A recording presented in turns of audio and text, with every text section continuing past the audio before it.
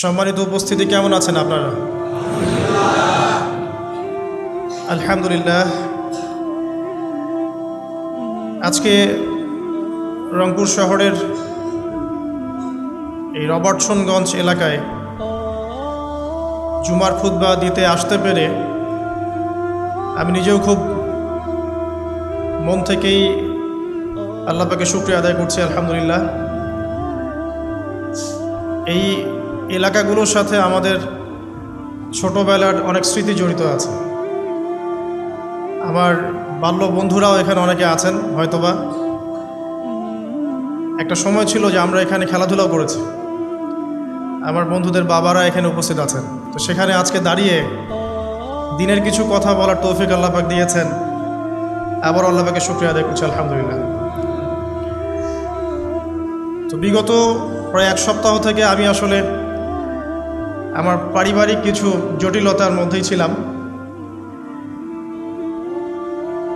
আলহামদুলিল্লাহ, আল্লাহ রাব্বুল আলামিন গত সোমবার আমাকে একটি পুত্র সন্তান দিয়েছেন। আলহামদুলিল্লাহ।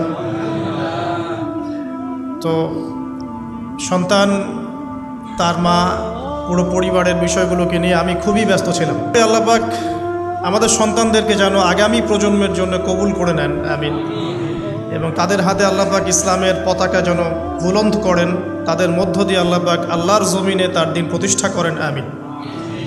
এবং আমরা আমাদের পরিবারবর্গ, আমাদের স্ত্রী সন্তান সহ আমাদের উপস্থিত অনুপস্থিত সকলের সুস্থতার জন্য আল্লাহর কাছে দোয়া করছি। আল্লাহ পাক সবাইকে শেফায়ে কামেলা দান করুন, আমিন। বিগত 7টা দিন আমি একটা বিষয় খুব ফিল করেছি, একটা বিষয় খুব গভীরভাবে ভাবছিলাম। আমাদের এই যে জীবন, আমাদের রিজিক, আমাদের পরিবার, আমাদের সুস্থতা, আমাদের জ্ঞান, আমাদের সমাজ বলেন, রাষ্ট্র, আমাদের অর্থনীতি, এই বিশ্ব, এই সব কিছুই একটা বিষয়কে কেন্দ্র করে টিকে আছে। শুধুমাত্র একটা বিষয়ের সাথে এই পুরো মহাবিশ্ব সম্পর্কিত। আমাদের জীবনের প্রতিটা বিষয় শুধুমাত্র এবং শুধুমাত্র আল্লাহ পাকের রহমতের উপর টিকে আছে। আল্লাহ পাকের রহমত আমাদের ব্যক্তি জীবন, পারিবারিক জীবন, আমাদের দেহ, আমাদের মন, আমাদের জ্ঞান, অর্থনীতি, ব্যবসা বাণিজ্য, আমাদের রাষ্ট্র, সব কিছুর মধ্যে শুধুমাত্র আল্লাহ পাকের রহমত দিয়ে ভর্তি। এখানে আল্লাহ পাকের রহমতের এত বিশাল সমুদ্র, যেটা উপলব্ধি করার ক্ষমতা আমাদের নাই।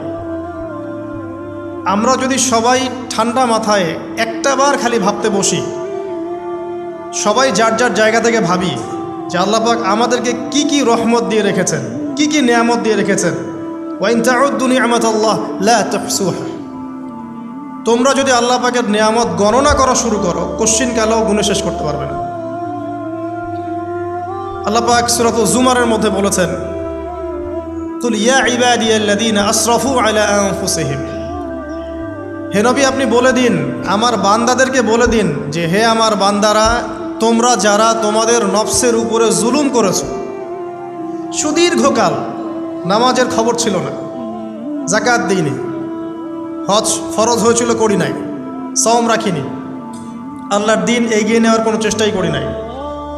সুদীর্ঘকাল হারাম খেয়েছেন, ঘুষ খেয়েছেন, জেনা করেছেন, বাদ্যযন্ত্র বাজিয়েছেন, অশ্লীলতা এর মধ্যে ডুবেছিলেন, মাদকদ্রব্য সেবন করেছেন। সুদীর্ঘকাল তোমরা যারা নিজেদের নফসের উপর জুলুম করেছ, লা তাকনাতু মির রাহমাতিল্লাহ, তোমরা আল্লাহ পাকের রহমত থেকে নিরাশ হয়ে যেও না। তোমরা আল্লাহ পাকের রহমত থেকে নিরাশ হয়ে যেও না। ইন্নাল্লাহা ইয়াগফিরুয যুনুবা জামিআ। আল্লাহ পাক চাইলে সমস্ত গুনাহ মাফ করতে পারেন। ইন্নাহু হুয়াল গফুরুর রহিম। তিনি হচ্ছেন পরম করুণাময়, অসীম দয়ালু। আমি আলোচনা সামনে নিয়ে যাওয়ার আগে আরেকটা বিষয় বলে রাখতে চাই। এই আলোচনাকে একপাক্ষিকভাবে, একপেশেভাবে বুঝে নেওয়ার কোনো সুযোগ নাই। আল্লাহ পাক যেমন পরম করুণাময়, অসীম দয়ালু, ঠিক একইভাবে আল্লাহ রাব্বুল আলামিন শাদীদুল ইকাব, কঠিন শাস্তিদাতাও বটে। এই দুটো বিষয় মাথায় রেখেই আল্লাহর রহমতের আশাও করতে হবে এবং আল্লাহ পাকের গজবের ভয়ও করতে হবে, এর মাঝখানেই হচ্ছে ঈমান। এই জায়গা থেকে আলোচনা বুঝতে হবে। আল্লাহ পাক তৌফিক এনায়েত করুন, আমিন। আমাদেরকে আল্লাহ রাব্বুল আলামিন তার রহমত থেকে নিরাশ হতে বারণ করছেন। যে যত পাপ করেছে জীবনে, যদি একটা বার কেউ যদি আল্লাহ পাককে মন থেকে ডাকে, চোখ দিয়ে ঝরঝর করে পানি পড়ে, আল্লাহ পাককে বলে, সেজদায় গিয়ে পড়ে আল্লাহকে বলে, রব্বিক ফিরলি, আল্লাহ আমাকে মাফ করে দাও, তার মনের মধ্যে যদি সততা থাকে, মন থেকে যদি সেই কথাটা বলে থাকে, আল্লাহ পাক শুধু তাকে ক্ষমাই করবেন না, তার সমস্ত গুনাহগুলোকে আল্লাহ নেকি দিয়ে পরিবর্তন করে দেবেন। একটা হাদিস পড়ছিলাম, নবী করিম সাল্লাল্লাহু আলাইহি ওয়াসাল্লাম তিনি বলছেন যে লাম্মা কাদাল্লাহুল খালক, যখন আল্লাহ রাব্বুল আলামিন এই মহাবিশ্ব সৃষ্টি করেন, তখন আল্লাহ রাব্বুল আলামিন কাতাবা কিতাবান, একটা কিতাব লিখেছেন। একটা কিতাব আছে আল্লাহর কাছে, কাতাবা কিতাবান ফাহুয়া ইনদাহু ফাওকাল আরশ, যেই কিতাবটা আল্লাহর নিজের কাছে আছে আরশের উপরে। সেখানে আল্লাহ পাক লিখে রেখেছেন, কি লিখেছেন? ইন্না রাহমাতি সাবাকাত গদাবি, প্রতিটা ক্ষেত্রেই আমার রহমত, আমার দয়া, আমার করুণা আমার গজবকে পরাজিত করেছে। মানে আল্লাহ রাব্বুল আলামিনের গজব, এর উপরে আল্লাহ পাকের রহমত অবস্থান করছে। জীবনের কোনো ক্ষেত্রে হতাশ হওয়ার কোনো সুযোগ নেই। আজকে পারিবারিক ভাঙন বলেন, ব্যক্তি পর্যায়ের আত্মিক ধ্বংসই বলেন, সমাজের বিপর্যয় বলেন, যাই বলেন, পিছনে একটা বড় কারণ আছে। সেটা হলো আল্লাহ থেকে দূরে থাকা মানুষ, আল্লাহ থেকে হতাশ হয়ে যাওয়া। আর এই কাজটা শয়তান করিয়েছে মানুষকে আল্লাহ থেকে দূরে সরানোর জন্য। কিন্তু আল্লাহ রাব্বুল আলামিনের কাছে কেউ যদি যেতে চায়, মন থেকে যদি আল্লাহকে একটা বারও ডাকে, আল্লাহ পাক এক ডাকের মাধ্যমেও তার গুনাহ মাফ করতে পারেন। দুজন ব্যক্তির ঘটনা পড়লাম। একজন ব্যক্তি প্রচণ্ড রকম আবেদ, প্রচুর ইবাদত করে। আপনারা জানেন ইবলিসও কিন্তু আবেদ ছিল, ইবলিস কিন্তু প্রচুর ইবাদত করেছে। এখন ওই ব্যক্তির একজন বন্ধু ছিল, এটা বানু ইসরাঈলের ঘটনা। তো সেই বন্ধু পাপী ছিল, বিভিন্ন কবিরা গুনাহ করত। আর এই আবেদ ব্যক্তি বারবার তাকে নসিহত করত, গুনাহ ছেড়ে দাও, তুমি পাপ করছো, গুনাহ ছেড়ে দাও। তখন সেই ব্যক্তি যে পাপ করছে সে বলতো যে আল্লাহ কি তোমাকে আমার রক্ষক বানিয়েছেন? আল্লাহ কি তোমাকে আমার উপর দারোগা বানিয়েছেন? আমাকে আল্লাহর হাতে ছেড়ে দাও, আমাকে নসিহত করতে শোনা। একদিন এই আবেদ ব্যক্তি তার বন্ধুকে একটা জঘন্য পাপ করতে দেখল। এমন একটা পাপ যেটা দেখে তার মনে ধারণা আসলো এটা চরম জঘন্য একটা কাজ। তখন সে মুখ ফসকে বলে ফেলল যে আল্লাহ তোকে আর মাফ করবে না, আল্লাহ তোকে জান্নাত দিবে না। আল্লাহ রাব্বুল আলামিন মালাকুল মউতকে এই দুজনের কাছে পাঠালেন, দুজনের রূহকে কবজ করা হলো। এবার আল্লাহ পাক তার সামনে তাদেরকে উপস্থাপন করে বললেন যে তোমাকে আমার রহমত সম্পর্কে কে গ্যারান্টি দিয়েছে যে আমি কাউকে রহমত করব কি করব না? যাও, আমি তোমাকে জাহান্নামে পাঠালাম, ওই ব্যক্তি যে আমার রহমত প্রত্যাশা করেছে আমি তাকে জান্নাত দিয়ে দিলাম। দেখুন, এই হাদিসটা শুনলে মনে হয় বাহ্যিক হয়তো বা মুখের একটা কথার কারণেই সে জাহান্নামে চলে গেল। আসলে বিষয়টা এমন নয়। বিষয়টা আমি আপনাকে বোঝাচ্ছি। বিষয়টা হচ্ছে ইবলিসের মতো। ইবলিস কিন্তু শুধু মন থেকেই বলেনি যে খলাকতানি মিন নার ওয়া খলাকতাহু মিন তিন, আমি কেন তাকে সেজদা করব আদমকে? আদম তো মাটির তৈরি আর আমি তো আগুনের তৈরি। এটা ইবলিসের শুধু মৌখিক স্টেটমেন্ট ছিল না, কারণ কি ছিল? আবা ওয়াস্তাকবারা, সে উদ্ধত হয়েছিল, অহংকার প্রদর্শন করেছিল। ভিতর থেকে ইন্টারনালি সে অহংকারী ছিল, সে আন্ডার এস্টিমেট করে কথাটা বলেছে, শুধু মৌখিকভাবে বলে নাই। কিন্তু ঠিক এই ব্যক্তির ঘটনা এমনই, সে মন থেকে অহংকারী হয়ে উঠেছিল, যদিও বা সে আবেদ ছিল। এখানে আমরা যারা প্র্যাকটিসিং মুসলিম হওয়ার চেষ্টা করছি, আমাদের জন্য এখানে নিদর্শন আছে। অচত নামাজ পড়েই ভেবে বসবেন না যে অনেক কিছু করে ফেলছে, এক চিল্লা দিয়ে মনে করে ফেলবেন না যে দিনের জন্য অনেক কিছু করে ফেলছে। একটা হজ করেছেন, ওমরা করেছেন, সিয়াম রেখেছেন, দিনের জন্য দান সদকা করেছেন, একটা মাদ্রাসা মসজিদ করেছেন, ভেবে বসবেন না আপনি সব অনেক কিছু করে ফেলেছেন এবং অন্যরা সব ককরোচ তেলাপোকা, ওরা জাহান্নামে যাবে, এমনটা মনে করবেন। জানি না আমরা যে কার আমলের কতটুকু আল্লাহর কাছে কবুল হচ্ছে। এখানে এই ব্যক্তির সমস্যা ছিল এই, সে নিজের আমলটাকে অনেক ভারী মনে করছিল এবং সে স্টেটমেন্ট দিয়ে ফেললো যে তোকে আল্লাহ পাক মাফ করবে না। এই একটা কথা মন থেকে বলার কারণে তার ইহকাল পরকাল দুটা বরবাদ হয়ে গেল, সে জাহান্নামে চলে গেল। ঠিক আরেক ব্যক্তির ঘটনা আছে এমন, এগুলো সবগুলো রেফারেন্স আছে। এক ব্যক্তি প্রচুর ইবাদত করত, আল্লাহ পাক তার ইবাদত করার জন্যে পাহাড়ের চূড়ায় একটা সুন্দর ব্যবস্থাও করে দিয়েছিলেন, সেখানে ডালিম গাছ হতো, ঝর্ণা আসতো, খাবারের কোনো অভাব নাই। হাদিস এসেছে 500 বছর সে ইবাদত করেছে। কত বছর? কিয়ামতের মাঠে এই ব্যক্তির অবস্থা এমন হবে, তাকে জান্নাতে প্রবেশ করানোর জন্য নিয়ে যেতে বলা হবে যাও আমার রহমতে জান্নাতে চলে যাও। আল্লাহ পাক তাকে এই কথাটা বলবেন, কিন্তু এই ব্যক্তি বলবে আমার আমলের কারণে আল্লাহ পাক বলবেন আমার রহমতে জান্নাতে চলে যাও। ব্যক্তি বলবে আমার আমলের কারণে। আল্লাহ রাব্বুল আলামিন তখন তাকে দেওয়া সমস্ত নেয়ামতগুলোকে এক পাল্লায় করবেন আর তার সমস্ত আমলকে আরেক পাল্লায় করবেন। একটা চোখের যে নেয়ামত আল্লাহ পাকের, সমস্ত আমলও 500 বছরের ইবাদত এতটুকু হয়নি। তারপর তাকে বলা হবে ওকে জাহান্নামে নিয়ে যাও। এবার জাহান্নামে যাওয়ার সময় সে বলবে আল্লাহ তোমার রহমতে আমাকে মাফ করে দাও। তখন আল্লাহ পাক তাকে আবার ডেকে নিয়ে আসবেন, বলবেন যে তোমাকে যে আমি ইবাদত করার জায়গা করে দিয়েছিলাম, এটা কি তুমি নিজে করেছো না আমি করেছি? সে বলবে আপনি করেছেন। তোমাকে যে আমি সৃষ্টি করেছিলাম তখন কি তুমি কোনো আমল করেছিলে? বলবে না। তাহলে তোমাকে যে সৃষ্টি করেছি আমি, এটা কি তোমার আমলের কারণে? না। তোমাকে সারা দুনিয়াতে এত নিয়ামত দিয়েছি, এটা কি তোমার আমলের কারণে? সে বলবে না। তখন তাকে জান্নাতে প্রবেশ করানো হবে। কিয়ামতের মাঠে এমন অনেক ঘটনা ঘটবে যেটা আমাদের চিন্তার বাইরে। আরেকজন ব্যক্তিকে ডেকে আনা হবে, যে ব্যক্তি একটা দুটা নয় বরং 100টা খুন করেছে। সে 99 জন মানুষকে হত্যা করার পর ফতোয়া খুঁজে বেড়াচ্ছিল যে আমার তওবা কবুল হবে কিনা। একজন আবেদের কাছে গিয়েছে। আবেদ আর আলেম কিন্তু এক জিনিস না। আবেদ মানে যে প্রচুর ইবাদত করে, তার জ্ঞান কম, সে শুধু জানে কিভাবে ইবাদত করতে হয়। আলেম হচ্ছে সে যে শরীয়তের গভীর জ্ঞান জানে আবার ইবাদতও করে। আবার যারা জ্ঞান আছে আমল নাই, সেও কিন্তু প্রকৃত আলেম না। প্রচুর জ্ঞান আছে কিন্তু জ্ঞান অনুযায়ী আমল করে না, সেও কিন্তু প্রকৃত আলেম নন। এবার আসেন তো, এই আবেদের কাছে গিয়ে সে বলছে আমার কি ক্ষমা হবে? আমি 99টা খুন করেছি। সে বলল তোমার আবার ক্ষমা? তোমার ক্ষমা নাই। তখন এই ব্যক্তি এই আবেদকে হত্যা করে 100টা খুন পূর্ণ করলো, ওকেও সে মেরে ফেলছে। আমার ক্ষমাই হবে না তো তোর বেঁচে থাকার কি দরকার, তুইও মর। এই ব্যক্তির মধ্যে একটা চেতনা তৈরি করলেন যে আমাকে তওবা করতে হবে। সে তখন সার্চ করতে লাগলো আরও কোনো আলেম আছে কিনা। এরপর অনেক দূরে একজন আলেমের সন্ধান পাওয়া গেল। সে সেখানে গেল, তাকে গিয়ে বলল আমার কি ক্ষমা হবে? সে আলেম তাকে বলল হ্যাঁ তোমারও ক্ষমা হতে পারে, যাও তুমি ইস্তেগফার করো এবং এই এলাকা থেকে অন্য এলাকায় চলে যাও। মানে যে এলাকায় তুমি অনেক দিন ছিলে, যেখানে তুমি অনেক পাপ কাজ করেছো, এখানে থাকার দরকার নাই। তওবা করে তুমি অন্য কোথাও চলে যাও, নতুন একটা জীবন শুরু করো।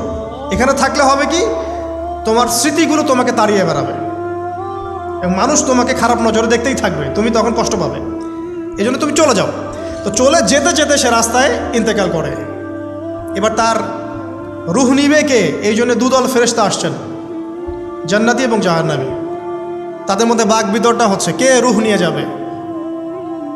তো জাহান্নামের ফেরেশতারা বলছেন সে এতগুলো খুন করেছে, তার রুহটা আমরা নিব। আর জান্নাতি ফেরেশতারা বলছেন না, সে তওবা করতে এসেছিল, অতএব সে আল্লাহর অভিমুখী হয়েছে, তার রুহটা আমরা নিব। আল্লাহ পাক এখানে একটা কৌশল করলেন। আল্লাহ পাক ফেরেশতাদেরকে বললেন তোমরা রাস্তাটাকে পরিমাপ করে দেখো, যেদিকে যাচ্ছিল তার পরিমাপ বেশি নাকি যেখান থেকে এসেছে ওর পরিমাণ বেশি। আল্লাহ পাক জমিনকে আদেশ করলেন হে জমিন তুমি প্রশস্ত হয়ে যাও। এবার পরিমাপ করে দেখা গেল সে তওবার দিকে আসছিল, এর পরিমাণটা বেশি। এই একটা কাজের ওসিলা আল্লাহ পাক তাকে মাফ করে দিলেন। মনে রাখবেন এটা মৌখিক বিষয় ছিল না, সে মন থেকে ভিতর থেকে কিন্তু সে আল্লাহর প্রতি অনুগত হয়েছিল। এই মনের বিষয়টা আল্লাহ ছাড়া কেউ জানে না। আপনি দেখতে পারেন সমাজে অনেকে দাড়ি টুপি পাগড়ি জুব্বা সব লাগিয়ে ঘুরছে, তো বিশ্বাস করেন তাদের মনটা এমনও হতে পারে যে জানোয়ারের চেয়েও কুৎসিত, এমনও হতে পারে। আবার আপনি দেখবেন সমাজে এমন অনেক মানুষ ঘুরছে যারা হয়তো অনেক পাপে লিপ্ত মনে হচ্ছে, কিন্তু মনের মধ্যে সততা আছে। আর যার মনের মধ্যে সততা আছে আল্লাহ পাক কোনো না কোনো দিন ইনশাআল্লাহ তাকে হেদায়েত দিবে। এটা আমরা আমাদের অভিজ্ঞতা থেকেও দেখেছি। এমন অনেক মানুষকে আমরা দেখেছি যে ড্রাগ অ্যাডিক্টেড ছিল, মিউজিক করেছে, হারাম সম্পর্কের মধ্যে ছিল, নামাজ ঠিক মতো পড়ে নাই, কিন্তু যখনই আল্লাহর কথা আলোচনা হতো দেখতাম সে খুবই শান্তভাবে মন থেকে কথা শুনছে। এই কথা শুনতে শুনতে শুনতে একদিন মাশাআল্লাহ এখন দেখবেন যে চিল্লা দিয়ে বেড়াচ্ছে বিভিন্ন মসজিদে। আল্লাহ হেদায়েত দিয়েছে, সব ছেড়ে দিয়েছে। এরকম মানুষের অভাব নাই কিন্তু সমাজে।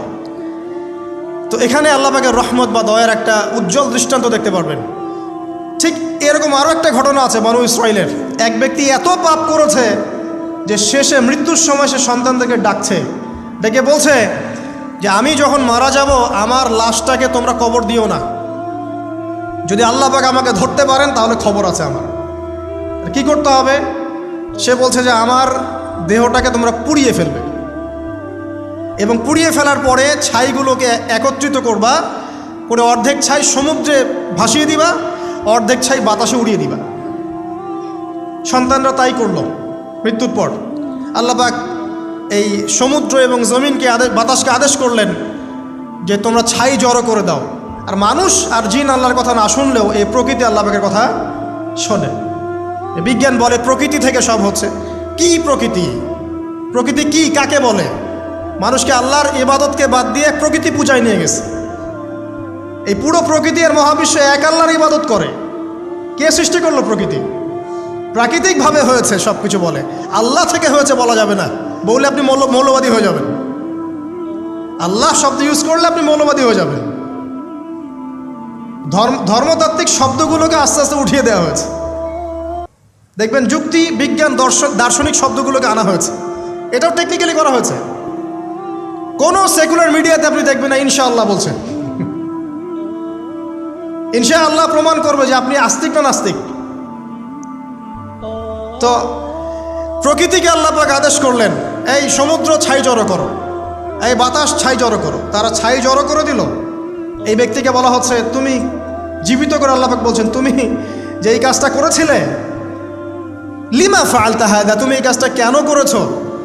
তখন এই ব্যক্তি উত্তর দিচ্ছে মিন খাশিয়াতিকা ইয়া রাব্বি ওয়া আনতা আ'লাম। হে আল্লাহ, আমি আমার বুঝে যা এসেছে আপনার ভয়েই আমি এই কাজটা করেছি, আর আপনি খুব ভালো করেই জানেন যে আমি আপনার ভয়ে করেছি নাকি অন্য কোনো কারণে করেছি। মানে আপনি আমার মনের কথা জানেন। আল্লাহ পাক তাকে মাফ করে দিলেন। আপনাদেরকে আমি সেই ব্যভিচারী মহিলার কথাও মনে করাই, যে ছিল একজন প্রস্টিটিউট মহিলা, পতিতা, যেটা আমরা বলি সমাজের ভাষায়। যদিও এখন নতুন শব্দ এসেছে সেক্স ওয়ার্কার বা যৌনকর্মী, এবং এগুলোকে আমরা এখন প্রমোট করছি। আমরা এখন অশ্লীলতাকে প্রমোট করছি। এই কথা বলতে আমাদের বুক কাঁপা উচিত নয় যে আমরা এখন অশ্লীলতাকে প্রমোট করছি। আমরা এখন কাপড় খোলার সংস্কৃতি থেকে যাচ্ছি। যে কাপড় খুলে দিয়েছিল ইবলিস। ইবলিস আমাদের বাবা মার কাপড় জান্নাতে খুলে দিয়েছিল। এটা কি জানেন? ফল খাওয়ার পরে এই ফল খেতে কে প্রলুব্ধ করেছে? ইবলিস। গাছের কাছে গিয়ে ফল ভক্ষণ করার পর সর্বপ্রথম আমাদের পিতামাতার গা থেকে কাপড় খুলে পড়ে গেছে। আমাদের পিতামাতাকে মহাবিশ্বে নগ্ন করে দিয়েছে ইবলিস, আর তার অনুসারীরা এই জমিনে আদম সন্তানদেরকে নগ্ন করছে এখন। অতএব এই যে একটা ট্রেন্ড এখন চলছে, দেখবেন হারাম রিলেশনশিপকে মিডিয়ার মধ্য দিয়ে প্রমোট করা হচ্ছে, মনে হয় একটা স্বাভাবিক বিষয়। কোনো বিষয় না এটা, যে কেউ জেনাই করতে পারে। জেনা, পর্ন খুব নর্মাল। হালালভাবে যদি আপনি বিয়ে শাদী করতে যান তখন সমস্যা হচ্ছে। হালালভাবে যদি আপনি বিয়ে করতে যান তখন সমস্যা হচ্ছে।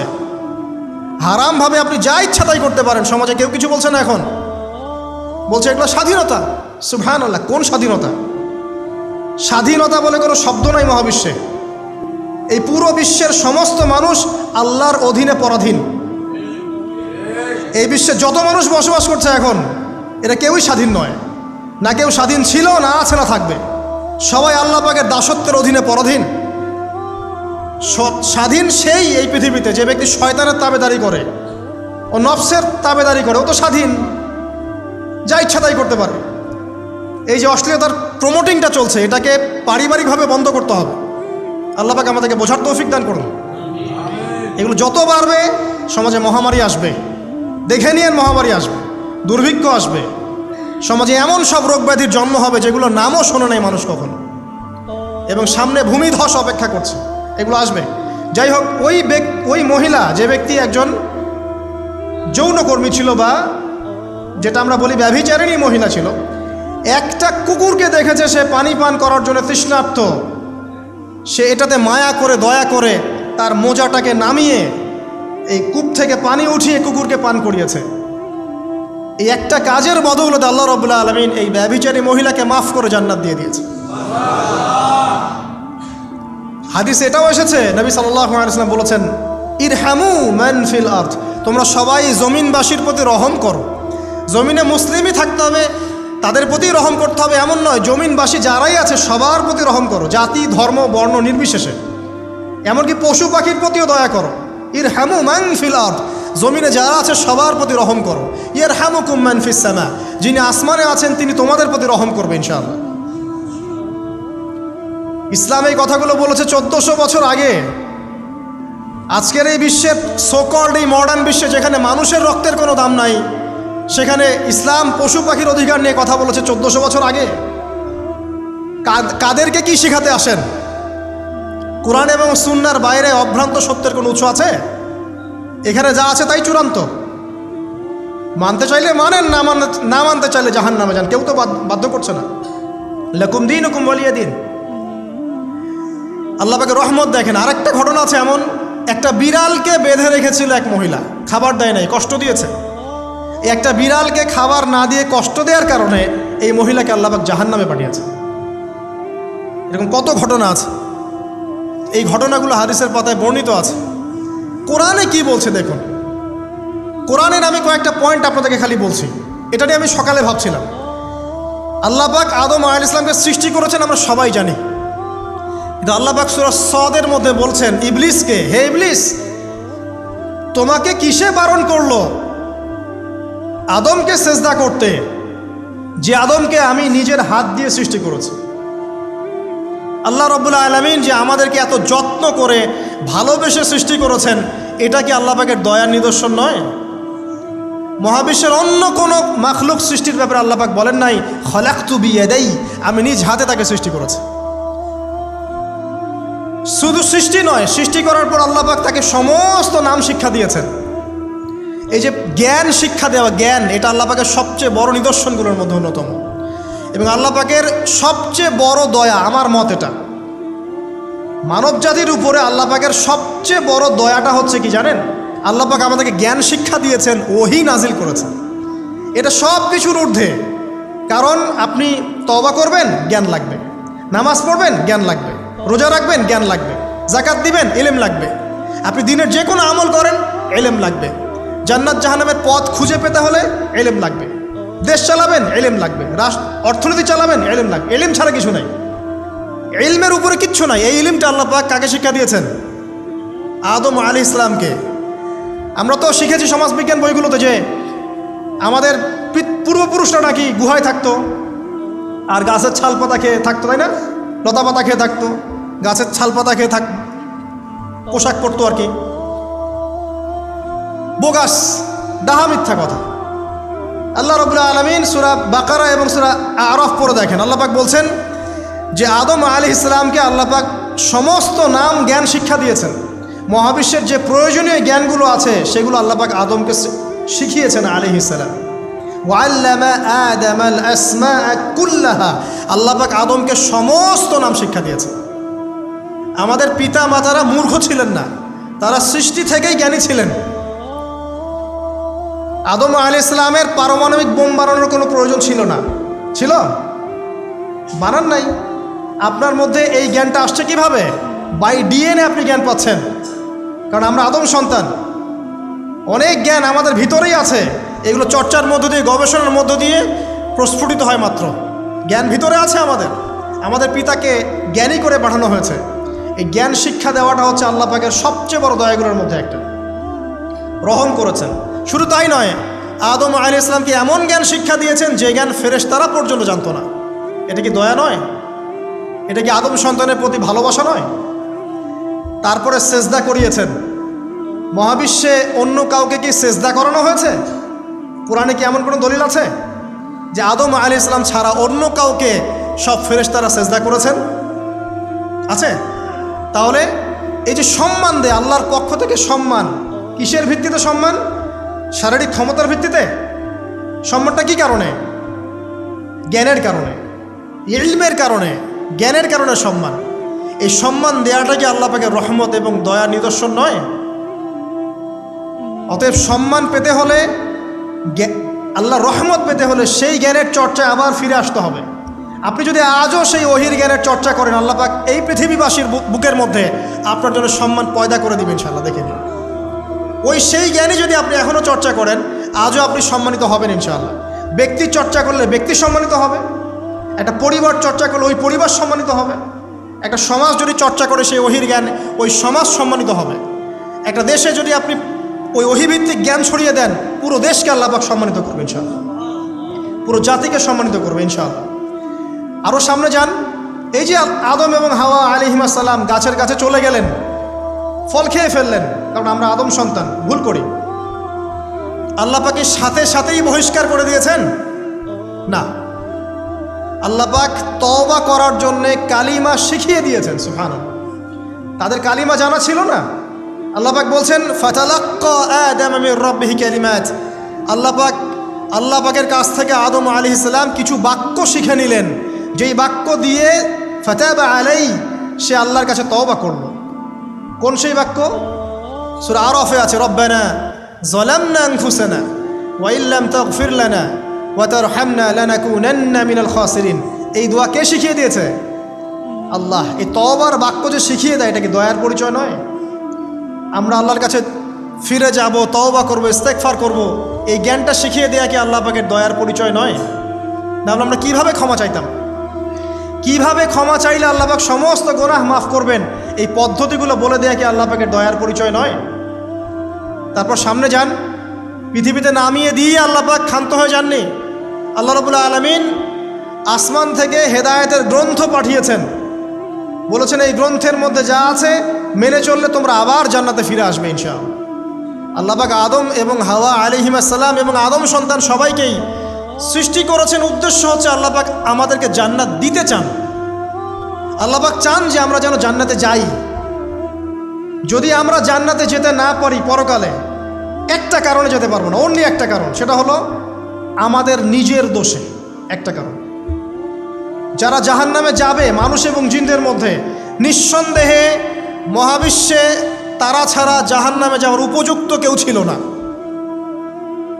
ও জাহান্নামে যাওয়ার উপযুক্ত ছিল বলেই আল্লাহ পাক তাকে জাহান্নামে পাঠাবেন।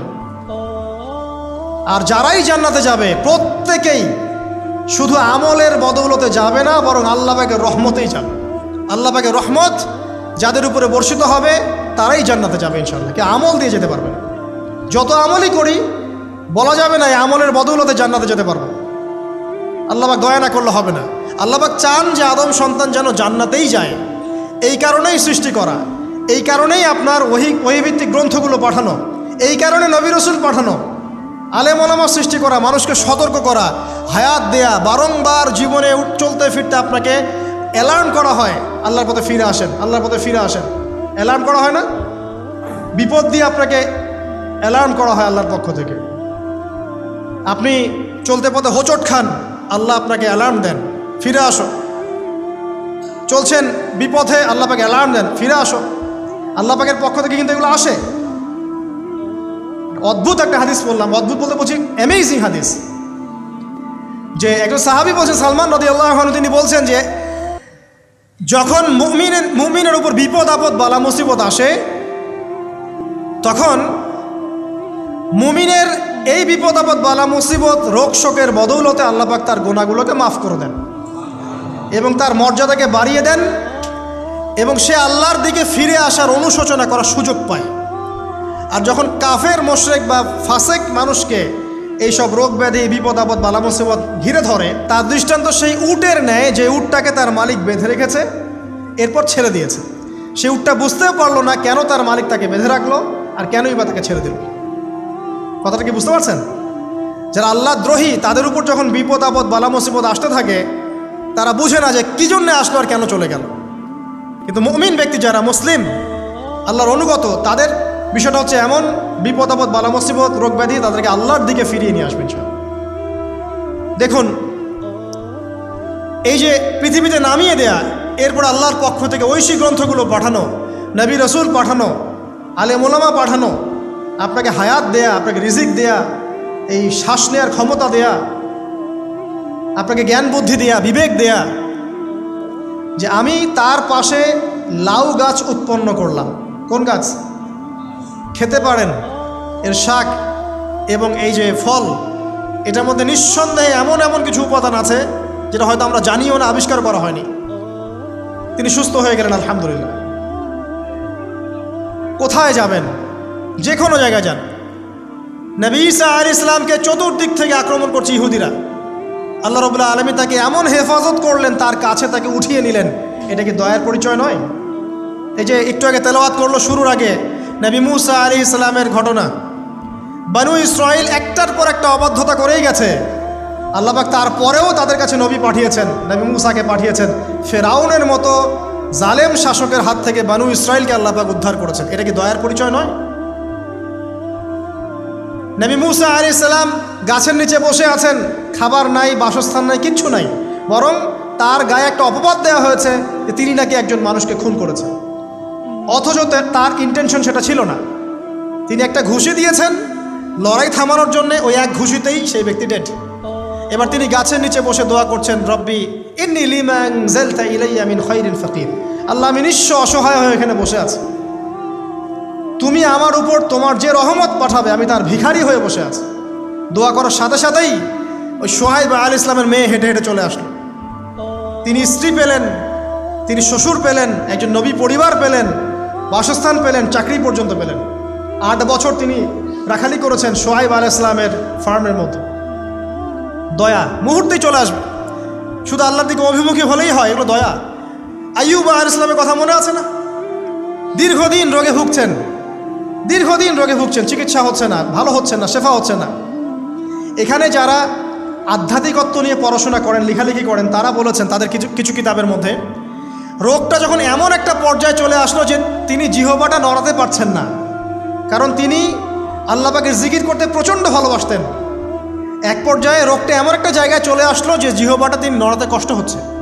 তখন গিয়ে তিনি বলছেন, রব্বি আন্নী মাসসানি আদ-দুররু ওয়া আনতা আরহামুর রাহিমিন। হে আল্লাহ, আমাকে কষ্ট স্পর্শ করেছে, আর তুমি তো ক্ষমাকারী, রহমকারীদের মধ্যে সর্বশ্রেষ্ঠ রহমকারী। আমি জিকির করতে পর্যন্ত পারছি না, আল্লাহ আমার রোগটা শেফা দিয়ে দাও।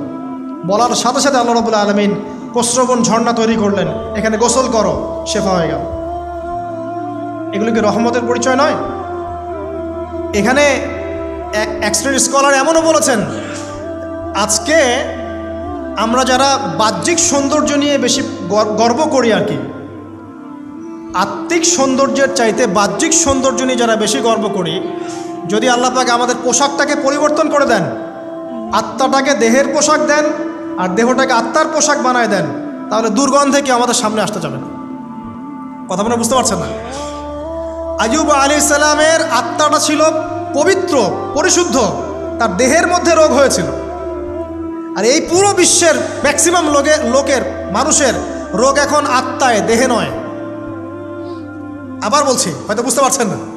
আইয়ুব আলাইহিস সালামের রোগটা হয়েছিল দেহে, বাইরে। তার আত্মা ছিল পবিত্র, পরিশুদ্ধ আত্মা।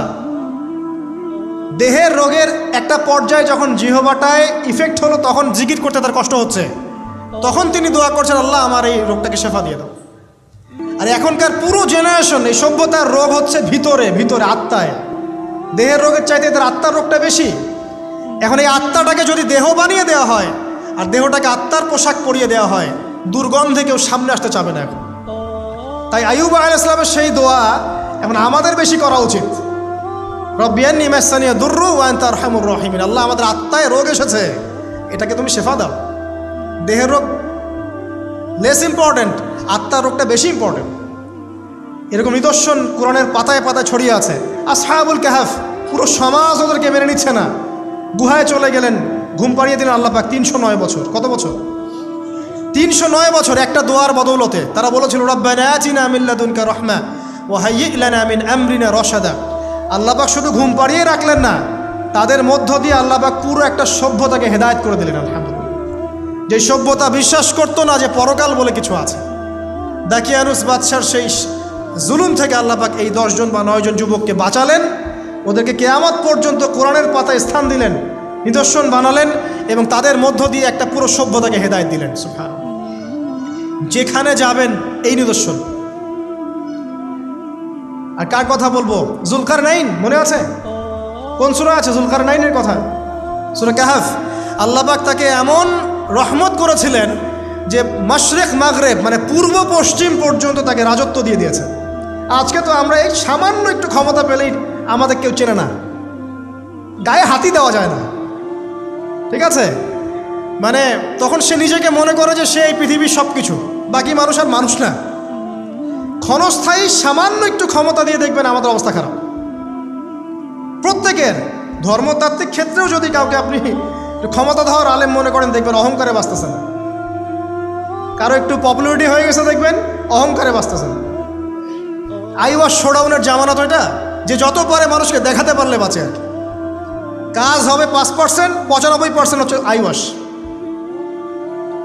যে কোনো জায়গায়, ধর্মতাত্ত্বিক জায়গা বলেন, social, economical, political, world affairs, কাউকে যদি আল্লাহ পাক যাররা পরিমাণ একটু ক্ষমতা দিয়ে দিয়েছেন, ব্যাস তাকে আর চেনা যায় না। জুলকারনাইনকে আল্লাহ পাক আলাইহিস সালাম মাশরিক মাগরিবের ক্ষমতা দিয়েছিলেন।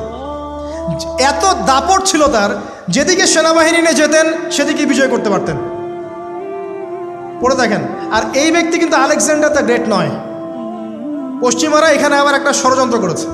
তারা বলে এই ব্যক্তি ছিল আলেকজান্ডার দ্য গ্রেট। এটা ভুয়া কথা। তিনি একজন আল্লাহ পাকের বড় ওলি ছিলেন অথবা নবী ছিলেন। কি ছিলেন আল্লাহ পাক এটা কোরআনে বলেননি, স্পষ্ট করেন নাই। তা আমরা ধরে নিচ্ছি আল্লাহ পাকের তিনি একজন শুকরগুজার বান্দা ছিলেন। তাকে একটা কওম বলছে যারা পাহাড়ের মাঝখানে থাকতো, ইয়া জুলকারনাইন, হে জুলকারনাইন, ইন্না ইয়াজুজ ওয়া মাজুজ মুফসিদুনা ফিল আরদ। ইয়াজুজ আর মাজুজের সভ্যতা জমিনে ফাসাদ সৃষ্টি করছে। ফাহাল নাজআলু লাকা খারাজান আলা আন তাজআলা বাইনানা ওয়া বাইনাহুম সাদ্দা। আমরা কি তোমাকে একটু ট্যাক্স দিব, খাজনা দিব, যে খাজনার বদৌলতে তুমি একটা প্রাচীর নির্মাণ করে দিবে, যে প্রাচীর নির্মাণ করলে ওরা আর আমাদের কাছে আসতে পারবে না। তখন এই প্রতাপশালী বাদশার স্টেটমেন্ট হচ্ছে এই, ক্বালা মা মাক্কান্নী ফীহি রাব্বী খায়র। আল্লাহ আমাকে যা দিয়েছেন তার পক্ষ থেকে এটা যথেষ্ট, তোমাদের এসব ট্যাক্সের দরকার নেই আমার। যে আল্লাহ পাকের রহমত দেখেন। ঠিক খিজির আলাইহিস সালামকেও দেখবেন, ওই 3টা ঘটনা মনে আছে না? নৌকা ফুটা করা, বাচ্চাকে হত্যা করা, আর হচ্ছে কি ওই যে কি দেয়াল নির্মাণ করা। সূরা কাহফ আজকে বাসায় গিয়ে পড়েন। তাকে আল্লাহ পাক ভবিষ্যতের জ্ঞান দেখাচ্ছেন, ভবিষ্যতে কি হবে, যেই জ্ঞানটা মূসা আলাইহিস সালামকে আল্লাহ পাক দেখাচ্ছেন না। মূসা আলাইহিস সালাম বলছেন কেন নৌকা ফুটা করলেন, কেন বাচ্চাকে হত্যা করলেন, কেন এই প্রাচীর নির্মাণ করলেন।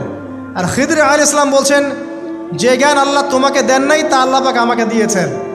আমি এই কারণে নৌকা ফুটা করছি, কারণ নৌকা ফুটা না করলে ভবিষ্যতে এই নৌকাটা সিজ করা হবে, ছিনতাই করা হবে। বাচ্চাটাকে হত্যা করেছে এই কারণে, এই বাচ্চা বড় হলে বড় কাফের হতো।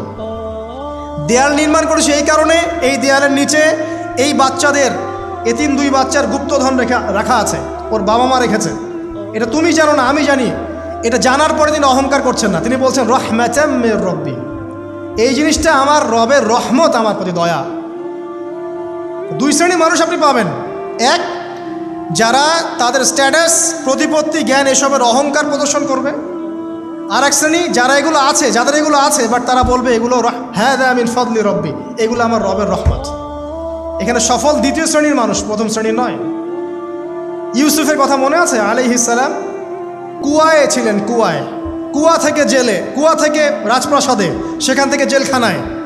জেলখানার একটা মানুষ যে পরবর্তীতে মিশরের শাসক হবে, কেউ কি ভেবেছিল? কেউ ভেবেছিল?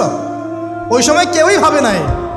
কিন্তু ওই মানুষটাকে আল্লাহ রাব্বুল আলামিন মিশরের রাজত্ব দিয়েছেন যার মধ্য দিয়ে আল্লাহ পাক হাজার হাজার লক্ষ লক্ষ মানুষকে দুর্ভিক্ষের হাত থেকে বাঁচিয়েছেন। আল্লাহ পাকের পরিকল্পনা, রহমত দেখেন। প্রত্যেক আম্বিয়া কেরামের জীবনী পড়ে দেখেন, এরকম রহমতের অসংখ্য নিদর্শন কোরআন এবং হাদিসে আছে।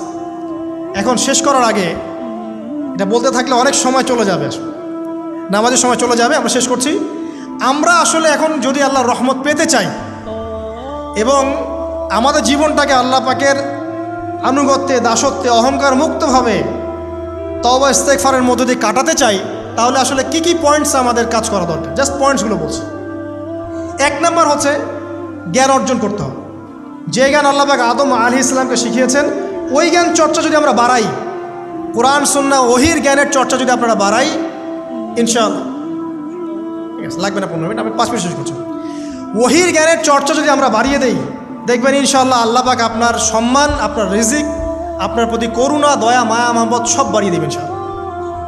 এটা প্রথম পয়েন্ট। প্রিয় ভাইয়েরা, যারা আজকের লেকচার শুনছেন, যারা পরবর্তীতে অনলাইনে শুনবেন, ওহির জ্ঞানের চর্চা। আমি বলছি না আপনি ডাক্তার হবেন না, ইঞ্জিনিয়ার হবেন না, জেনারেল লাইনে পড়বেন, এই কথা আমি বলতে যাবো না কখনো। কারণ আমি জানি, আর কেউ বলুক না বলুক, অ্যাটলিস্ট আমি জানি এই ওয়ার্ল্ডকে ডিল করতে হলে বর্তমান এইসব আধুনিক জ্ঞানের কোনো বিকল্প নাই। কিন্তু এই জ্ঞানটার সাথে কোরআন সুন্নাহর জ্ঞান থাকতেই হবে। যখন এই দুইটা জ্ঞান একত্রিত হবে, ইনশাল্লাহ এই জাতিকে ঠেকানোর কেউ থাকবে না ইনশাল্লাহ। এই সহজ সরল কথাটা আমরা বোঝাতে ব্যর্থ হচ্ছি, অথবা কিছু মানুষ ইন্টেনশনালি এটাকে ঘুরিয়ে ফিরে উল্টা ব্যাখ্যা করছে। আর হ্যাঁ, এটা স্বীকার করছি, কিছু মানুষ আছে, কিছু ব্যাকডেটেড থিঙ্কিংস আছে আমাদের মধ্যে, যে আমরা আধুনিক শিক্ষাটাকে অনেক সময় গুরুত্ব দিচ্ছি না। এটা ঠিক নয়, এটা আমার মত। পরিবেশ বজায় রেখে, ইসলামী পরিবেশ বজায় রেখে আধুনিক শিক্ষায় শিক্ষিত হতে কোনো সমস্যা আছে? আর আধুনিক এই শিক্ষাগুলো অনইসলামিক শিক্ষা নয়। আপনি যে কোনো এডুকেশনের বেসে যান, ম্যাথামেটিক্সে যাবেন, অ্যালজেব্রায় যাবেন, আপনি কেমিস্ট্রিতে যাবেন, ফিজিক্সে যাবেন, বায়োকেমিস্ট্রি যাবেন, জ্যোতির্বিজ্ঞানে যাবেন, মেডিকেল সায়েন্স, প্রত্যেকটাতে দেখেন মুসলিমদেরকে খুঁজে পাবেন আপনি। প্রত্যেকটা গোড়াপত্তন গিয়ে আপনি দেখবেন মুসলিমদের হাতেই হয়েছে। আব্বাসীয় খেলাফত যখন ছিল, তখন এই বাগদাদ ছিল জ্ঞানের রাজধানী। ওইরকম লাইব্রেরি কি বিশ্বে আর কখনো হয়েছে? এখন আমরা মনে করছি জ্ঞানের লাইব্রেরি মনে হয়, জ্ঞানের রাজধানী মনে হয় ব্রিটেন, হার্ভার্ড, কেমব্রিজ, অক্সফোর্ড। এরা কবে এসেছে ইতিহাসে? ইতিহাস কি 100 বছরের? হাজার হাজার বছর চলে গেছে। হিস্ট্রি পড়েন। তো এখানে আমার কথা হচ্ছে একদম ক্লিয়ার, নিট অ্যান্ড ক্লিয়ার, যে আমাদেরকে উভয় দিকের জ্ঞানই অর্জন করতে হবে, বোধ কোরআন সুন্নাহ এবং আধুনিক জ্ঞান। এই দুটো জ্ঞান যখন আপনি একত্রিত করবেন, ইনশাআল্লাহ দেখবেন আল্লাহ চাইতো কোরআন এবং সুন্নাহকে হাতে নিয়ে এই বিশ্বের চ্যালেঞ্জগুলোকে ফেস করা যাবে ইনশাআল্লাহ। আল্লাহ পাক তৌফিক দান করুন, আমিন। প্রথম যেটা বিষয়, আল্লাহ পাকের রহমত পেতে হলে আল্লাহর ওহীভিত্তিক জ্ঞানের চর্চা বাড়াতে হবে। এই জ্ঞানের চর্চা বাড়ালে ব্যক্তি, পরিবার, সমাজ, রাষ্ট্র সবাইকে আল্লাহ পাক সম্মানিত করবে ইনশাআল্লাহ তাআলা। আল্লাহ পাক রহম করবেন, ক্ষমা করবেন, ইনশাআল্লাহ দুনিয়াতেও সফল করবেন, পরকালেও জান্নাত দিবে ইনশাআল্লাহ তাআলা। আর আমরা তো দেখলাম আল্লাহ পাকে জান্নাত দেওয়ার জন্য একটা ঘটনা যথেষ্ট। একটা কুকুরকে পানি পান করিয়েছে, একবার খালি বলেছে আল্লাহ তোমার ভয়েই কাজ করেছি, বাস। আবার জাহান্নামে যাওয়ার জন্য একটা ঘটনা এনাফ, খালি বলেছে যে আল্লাহ তোকে মাফ করবে না, বাস জাহান্নাম। আল্লাহ পাক জানেন এন্ড অফ দ্য ডে কে জান্নাতে যাবে আর কে জাহান্নামে যাবে। অহংকারের কোনো সুযোগই নাই। এক মিনিট একটা কথা বলতে চাই, যে এখন অনেক মুসলিমদের মধ্যে একটা ট্রেন্ড চলে আসছে, একটু ইসলাম প্র্যাকটিস করলেই অন্যকে আন্ডার এস্টিমেট করা শুরু করে না? এখন তো অনলাইনের যুগ, আর এখন তো কাজ করতে কোনো শ্রম লাগে না, খালি ঘরে বসে শুয়ে 2টা লাইন লিখলেই কাজ শেষ। ঘরে বসে শুয়ে ফেসবুকে 2টা লাইন লিখলেই কাজ শেষ। আর কনস্ট্রাকটিভ কাজের তো কোনো খোঁজ খবরই নাই। এগুলো সহজ, এই কারণে দেখা যায় বর্তমান যুগে সমালোচনা, গীবত, আন্ডার এস্টিমেট করা, এগুলো সংস্কৃতি বেড়ে গেছে। এগুলোর মধ্য দিয়ে আমরা দিন পালন করার পরেও ক্ষতির মধ্যে আছি। এমন হতে পারে যে ব্যক্তি বা যে দল বা যে রাজনৈতিক দল বা যে ধর্মীয় দল যার বিরুদ্ধে আমি নিজের কলমগুলো ঘোরাচ্ছি, হতে পারে তার মধ্যে এমন মানুষ আছে যে আমার আগে জান্নাতে চলে যাবে, হতেই পারে। আর আমি যে নিজেকে এত বড় করে ফখর করছি, কে জানে এন্ড অফ দ্য ডে আমি জান্নাতে যাবো কি যাব না? কোনো গ্যারান্টি আছে? কোনো গ্যারান্টি নাই। সো এখন আমরা যারা ইসলাম প্র্যাকটিস করছি, আমাদের সতর্ক হওয়া উচিত, নিজের পরকালের ফিকিরটা করি। আল্লাহ পাক বোঝার তৌফিক দান করুন, আমিন। 2 নাম্বার যেটা বলবো, যে রাসূলুল্লাহ সাল্লাল্লাহু আলাইহি ওয়াসাল্লামের রেখে যাওয়া যে আদর্শ এবং সুন্নত, এর চর্চা যারা বাড়িয়ে দিবে আল্লাহ পাক রহম করবে ইনশাআল্লাহ। সূরা আলী ইমরানের 31 নম্বর আয়াত পড়ে দেখেন, আল্লাহ পাক নিজে বলছেন, কুল ইন কুনতুম তুহিব্বুনাল্লাহ ফাত্তাবিউনি, হে নবী বলে দিন, তোমরা যদি আল্লাহর রহমত আর ভালোবাসা পেতে চাও তাহলে আমাকে অনুসরণ করো। আমাকে যে বা যারাই নবী সাল্লাল্লাহু আলাইহি ওয়াসাল্লামকে অনুসরণ করবে আল্লাহ তার প্রতি দয়া করবে ইনশাআল্লাহ। শুধু দয়াই না, ইয়াগফির লাকুম যুনুবাকুম, তোমাদের সমস্ত গুনাহ আমি মাফ করে দেব। আল্লাহু গফুর রহিম। সুন্নতের চর্চা বাড়িয়ে দেই। শুধু তাই নয়, কেউ যদি নবী সাল্লাল্লাহু আলাইহি ওয়াসাল্লামের উপরে বেশি বেশি দরুদ শরীফ পড়ে, আল্লাহুম্মা সাল্লি আলা মুহাম্মাদ ওয়া সাল্লিম পড়তেই থাকে, দরুদ ইব্রাহিম বা সংক্ষিপ্ত দরুদগুলো, আল্লাহ পাক একবার দরুদ পড়লে 10 বার রহম করবে ইনশাআল্লাহ। যেই নবীর আদর্শ মেনে চললে আল্লাহ পাক ভালোবাসবেন, সেই নবীর নাম উচ্চারিত হলে দরুদ পড়লেও আল্লাহ পাক রহম করবে ইনশাআল্লাহ। 4, সৃষ্টির সেবা করলে রহম পাওয়া যাবে। আল্লাহ পাক বলছেন, তোমরা সৃষ্টির সেবা করো, মানবতার সেবা করো, জমিনবাসী যারা আছে ওদের প্রতি রহম করো, আল্লাহ তোমাদের প্রতি রহম করবেন ইনশাআল্লাহ। 5, রহমত পেতে হলে আল্লাহর জিকির বাড়িয়ে দিতে হবে। আল্লাহর জিকির মানে সকাল সন্ধ্যা আল্লাহ পাকে যত জিকির আজগার আছে এগুলো ছাড়া যাবে না। চলতে ফিরতে অলওয়েজ আল্লাহকে ডাকতে হবে, সুবহানাল্লাহ, আলহামদুলিল্লাহ, ওয়া লা ইলাহা ইল্লাল্লাহ, আল্লাহু আকবার, লা হাওলা ওয়া লা কুওয়াতা ইল্লা বিল্লাহ। যে কাজ আপনি করছেন ওই কাজের মধ্যেই জিকির বাড়াতে হবে। যে যত বেশি আল্লাহ পাকে জিকির করবে তার কলব তত জিন্দা থাকবে, এবং যার কলব জিন্দা থাকবে, যার কলবের মধ্যে নূর থাকবে, আল্লাহ পাকের নূর তার কলবে আসবে ইনশাআল্লাহ তাআলা। 6, বেশি বেশি কোরআন তেলাওয়াত বাড়িয়ে দিতে হবে। কোরআন তেলাওয়াত যারা বাড়িয়ে দিবে এই কোরআনের বদৌলতে আল্লাহ পাক তার প্রতি রহম করবে ইনশাআল্লাহ। আরও বলবো 7 নাম্বার, যে সলাত এর কোনো বিকল্প নাই। নবী সাল্লাল্লাহু আলাইহি ওয়াসাল্লাম ইন্তেকালের আগ মুহূর্তে বলে যাচ্ছেন, আসসালাত ওয়াসসালাত ওয়া মা মালাকাত আইমানুকুম, নামাজের যত্ন নিও আর তোমাদের অধীনস্থ যারা আছে ওদের ব্যাপারে খেয়াল রেখো। নামাজ নাই ইসলাম নাই, নামাজ আছে তো ইসলাম আছে। তো নামাজের তাবেদারি যারা করবে, 5 ওয়াক্ত নামাজ ঠিকঠাক মতো করবে, ইনশাআল্লাহ অবশ্যই আল্লাহ পাক তাদের প্রতি রহম করবেন ইনশাআল্লাহ। আরও বলতে চাই তাহাজ্জুদের কথা। যারা একটু তাহাজ্জুদের নামাজে অভ্যস্ত হতে পারবেন, ওই সময়টা আল্লাহ পাকের রহমত নেমে আসে, বর্ষিত হয়। যারা তাহাজ্জুদের সালাতে অভ্যস্ত হবে আল্লাহ পাক তাদের প্রতি রহম করবে ইনশাআল্লাহ তাআলা। 9 বলতে চাই দিনই মেহনত বাড়িয়ে দেওয়া। যাদের ফিকির দিনকে নিয়ে, কিভাবে আমি দিন পালন করব, কিভাবে দিনের প্রচার করব, দিনের জ্ঞান অর্জন করব, এর প্রসার ঘটাবো, দিনটাকে মানুষের কাছে পৌঁছে দেব, এই ফিকির যাদেরকে তাড়িয়ে বেড়ায়, ইনশাআল্লাহ আল্লাহ পাক ওদেরকে এই জমিনে রহম করবে ইনশাআল্লাহ। আল্লাহ পাক দাওয়াতি কাজ বাড়িয়ে দেন, দিনের ফিকির বাড়িয়ে দেন, ইনশাআল্লাহ তাআলা আল্লাহ পাকের রহমত পাওয়া যাবে ইনশাআল্লাহ। আরেকটা কথা আছে, 10-এ গিয়ে বলবো পিতামাতার খেদমতের কথা। পিতামাতার খেদমত এমন একটা জিনিস যেটা করলে পরে আল্লাহর রহমত নেমে আসে। একজন ব্যক্তি কবিরা গুনাহ করেছে, নবীর কাছে গিয়ে বলছে, আমার ক্ষমার কি কোনো রাস্তা আছে? নবী সাল্লাল্লাহু আলাইহি ওয়াসাল্লাম বলছেন, তোমার মা কি বাসায় আছে, জীবিত আছে? হ্যাঁ জীবিত আছে, বাসায় যাও, তোমার মায়ের খেদমত করো, তোমার সমস্ত গুনাহ মাফ হয়ে যাবে ইনশাআল্লাহ। আপনার ওয়াইস কারণীর নাম শুনেছেন না? তাকে এত বড় মর্যাদা দেওয়া হবে কিয়ামতের মাঠে। এর পিছনে কারণ কি জানেন? সেই ব্যক্তি মাশাআল্লাহ তার মায়ের খেদমত করত। 3 বার বলেছেন নবী সাল্লাল্লাহু আলাইহি ওয়াসাল্লাম, আমাদের সবচেয়ে সেরা এবং ভালো ব্যবহার পাওয়ার অধিকার হচ্ছে মায়ের, তারপরে মায়ের, তারপরেও মায়ের, তারপর বাবার। পিতামাতার খেদমত করলে আল্লাহ রহমত নেমে আসে। আর একজন ব্যক্তি বলছিল, আমার বাসায় তো মাও নাই ইয়া রাসূলুল্লাহ, আমি কি করব? তখন নবীজি বলছেন, তোমার কি খালা আছে? খালা বেঁচে আছে? খালা বেঁচে আছে, খালার খেদমত করো। এখনকার এই বিশ্বে দেখেন সম্পর্কগুলো কিন্তু ভেঙে যাচ্ছে। পিতা মাতা, ভাই বোন, আত্মীয় স্বজন, প্রতিবেশীর তো খবরই নেই, আমি তো জানি না আমার পাশের ফ্ল্যাটে কে থাকে। হ্যাঁ, অবস্থা এমন। তো সমাজের উপকার করলে, জনকল্যাণমূলক কাজ করলে, পিতামাতার খেদমত করলে, আত্মীয়তার বন্ধন অটুট রাখলে এবং অন্যের সমস্যার সমাধান করার জন্য মানব সেবামূলক কাজ করলে আল্লাহর রহমত নেমে আসে।